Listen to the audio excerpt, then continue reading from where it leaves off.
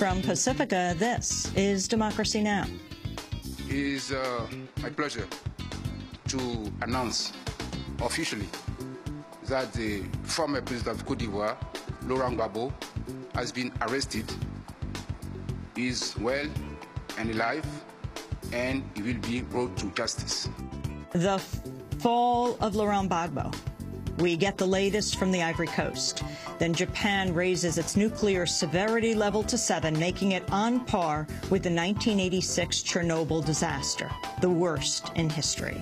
Then we turn to Bahrain to speak with the daughter of a prominent human rights activist. She's begun a hunger strike after watching her father dragged out of her house and beaten unconscious by Bahraini security. And we go to Egypt, where the military opens fire on protesters this past weekend in Tahrir Square. All that and more coming up. Welcome to Democracy Now!, democracynow.org, The War and Peace Report. I'm Amy Goodman. Japan's raised the severity rating of its nuclear crisis to the highest level, matching the 1986 Chernobyl disaster. The level 7 rating signifies a major nuclear accident. At a news conference today, an official from the Tokyo Electric Power Company said, quote, "The radiation leak has not stopped completely, and our concern is that it could eventually exceed Chernobyl." So far, Japanese officials estimate the radioactive emissions is about 10% of Chernobyl, but radiation continues to leak from the crippled plant. Hidehiko Nishiyama is Japan's Nuclear and Industrial Safety Agency Deputy Director General. Based on the data we've collected since March 18th, we've given this a preliminary rating of 7. However, the emission of radioactive substances is about 10% the amount of Chernobyl, which is rated at a similar level. Earlier this morning, a fire broke out at reactor number 4 at the Fukushima plant. The fire was reported soon after a strong aftershock hit the region.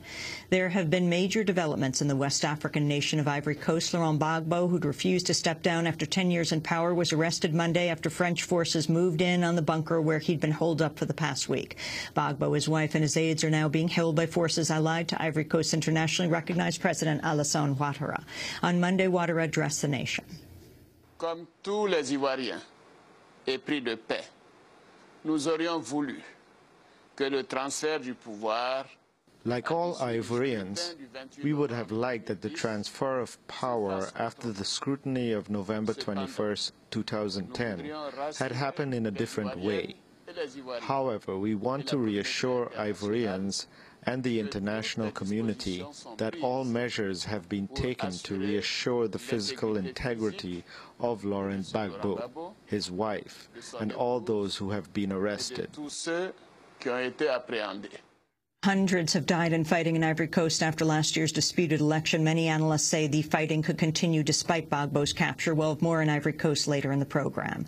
Rebel groups in Libya have rejected an African proposal to end the fighting unless leader Muammar Gaddafi agrees to leave office immediately. Ali Suleiman Ojali is the former Libyan ambassador to the United States.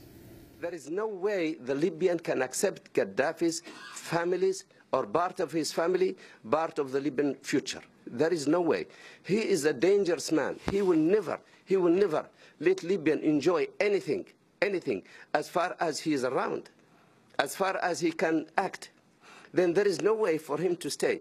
The French foreign minister is calling on NATO forces to intensify its airstrikes in Libya. Earlier today, he said NATO was not doing enough to protect civilians in Libya and should target Gaddafi's heavy weapons in the besieged city of Misrata. Meanwhile, Amnesty International says it's documented cases of captured Libyan rebels being shot in the head with their hands tied behind their backs. An Egyptian military court has sentenced a 25-year-old blogger and conscientious objector named Makil Nabil to 3 years in prison. Nabil was arrested March 28th for insulting the military establishment and for allegedly spreading false information. Nabil is the founder of the No to Compulsory Military Service movement. His sentence has been condemned by many human rights organizations. Syrian human rights groups say at least 117 activists, intellectuals, and anti-government supporters were arrested Monday as part of a growing crackdown on protesters. Over the past month, at least 200 people have been killed in Syria since anti-government protests began. Human Rights Watch is reporting Syrian security forces in at least 2 towns prevented medical personnel and others from reaching wounded protesters last week. NBC News is reporting reporting. A U.S. Marine reservist and a Navy medic were killed in Afghanistan last week when they were hit by a Hellfire missile fired from a U.S. Air Force Predator drone. It's believed this is the first time U.S. service members have been killed by a Predator in a friendly fire incident. Meanwhile, Pakistani officials have privately demanded the CIA suspend drone strikes in its territory and reduce the number of CIA operatives and special operations forces working inside Pakistan. Tension between Pakistan and the U.S. soured in January when a CIA officer killed 2 Pakistani men. On Monday, the head of Pakistan's chief spy agency, the ISI, traveled to Washington for meetings with CIA Director Leon Panetta and Admiral Mike Mullen, the chair of the Joint Chiefs of Staff.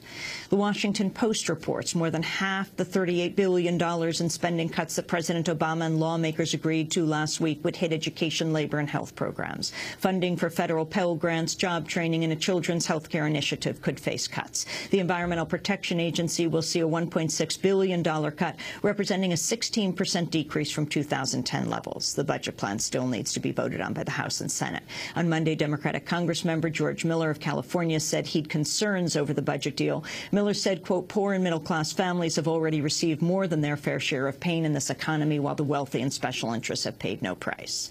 Politicians in the District of Columbia are infuriated over several provisions of the budget bill, including one that would ban federal and local funding for abortion.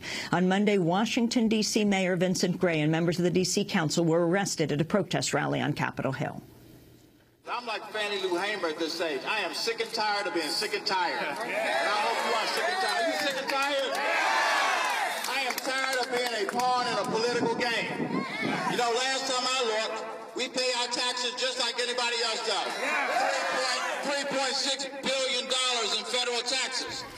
In political news, former Massachusetts Governor Mitt Romney traveled to New Hampshire Monday to announce he's forming a presidential exploratory committee. The first Republican debate is set for May 5th in South Carolina. 5 candidates have been confirmed so far: Newt Gingrich, Buddy Roemer, Ron Paul, Tim Pawlenty, and Rick Santorum. Immigrant rights advocates won a victory in court Monday when the U.S. Court of Appeals for the Ninth Circuit upheld a judge's ban on the most controversial parts of Arizona's new immigration law.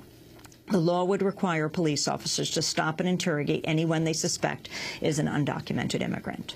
A new study on the environmental impact on shale natural gas drilling has found that the process known as hydraulic fracturing may contribute to global warming as much as coal, or even more, because large amounts of methane gas are escaping into the atmosphere during the process. For years, advocates of fracking have promoted natural gas as a clean alternative to coal. In the new study, Cornell professor Robert Howarth writes, quote, compared to coal, the footprint of shale gas is at least 20% greater and perhaps more than twice as great on the 20-year horizon, and is comparable when compared over 100 years.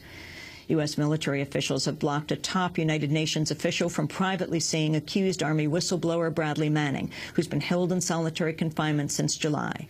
Juan Mendez, the UN Special Rapporteur on Torture, said he was deeply disappointed and frustrated that he was not allowed to have an unmonitored visit with Manning. Mendez has been seeking to determine whether Manning's confinement at a military brig amounts to torture. Manning's accused of leaking thousands of U.S. military and diplomatic documents to WikiLeaks. On Sunday, the New York Review of Books published a letter signed by more than 250 lawyers, professors, and authors that called the conditions of Manning's confinement illegal and immoral. The list of signatories includes Lawrence Tribe, a Harvard professor who taught constitutional law to Barack Obama. Tribe was a key backer of his 2008 presidential campaign. Israeli Prime Minister Benjamin Netanyahu is considering a withdrawal of the Israeli military from the West Bank. The Israeli newspaper Haaretz reports the military pullout and other measures are being considered in an effort to stave off potential diplomatic backlash following the possible recognition of a Palestinian state at the United Nations General Assembly in September. Netanyahu is said to believe there's little chance for further negotiations with Palestine and is seeking ways to rally the United States, the European Union, and other Western nations against a unilateral move in the UN by Palestine and other countries. And the Associated Press is planning to hold nationwide rallies today at roughly 3 dozen U.S. bureaus. Employees at the world's largest news agency will protest a proposed 50% cut in retirement benefits and a below-inflation wage offer. Reporters and photographers with the AP will not use their personal cars or cell phones for covering assignments, nor will they tweet about their stories. While 1,250 of the agency workers have been negotiating a new contract since October and have made a number of concessions, the AP has remained insistent on making deep cuts. AP workers have not received a wage increase in 2 years, and roughly 10% of the agency's employees were laid off in 2009. And those are some of the headlines. This is Democracy Now!, democracynow.org, The War and Peace Report.